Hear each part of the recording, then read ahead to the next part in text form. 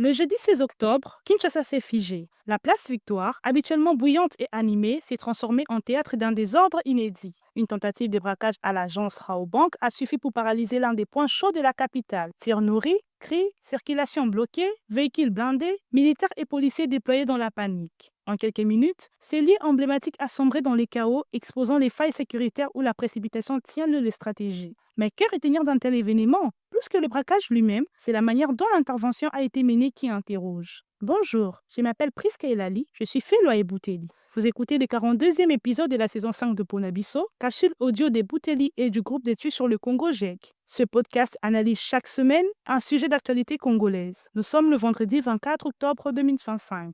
Ce jour-là, on a observé un déploiement spectaculaire de la police et de l'armée, mais sans coordination claire au niveau communicationnel. Le plus troublant, c'est la disproportion de la réponse de l'État. Un déploiement massif, des véhicules blindés, des autorités sur le terrain, une présence médiatique inhabituelle. Faut-il qu'une agence de banque soit menacée pour que les forces de sécurité se mobilisent ainsi? Chaque semaine, des braquages et des agressions frappent la population sans provoquer un tel élan. Ces déséquilibres de priorités questionnent. La sécurité d'un citoyen ordinaire pèserait-elle moins que celle d'une institution financière? Cette différence de traitement renforce un sentiment d'abandon et fragilise encore la confiance entre l'État et ses citoyens.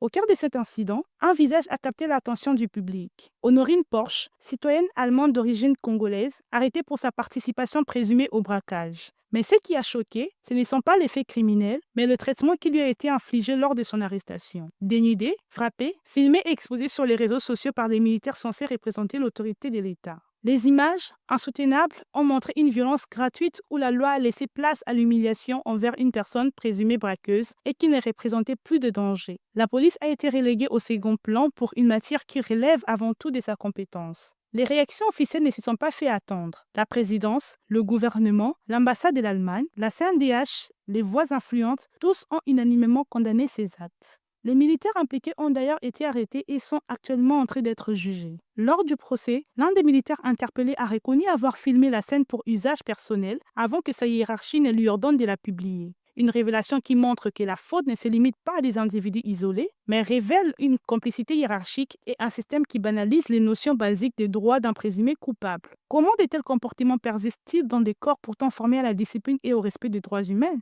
Ces faits traduisent un double échec, celui de la formation et celui du contrôle interne de nos services de sécurité. En même temps, ils relancent les débats sur la réforme des services de sécurité en RDC.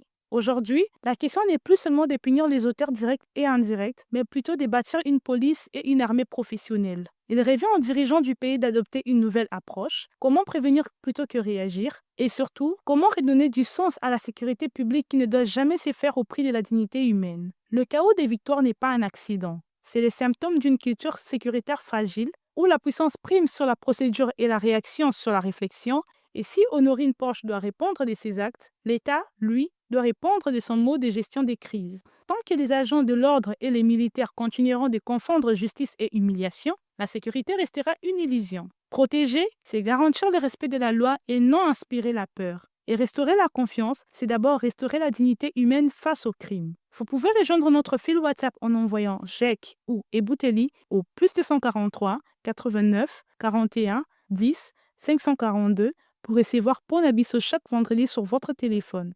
À bientôt!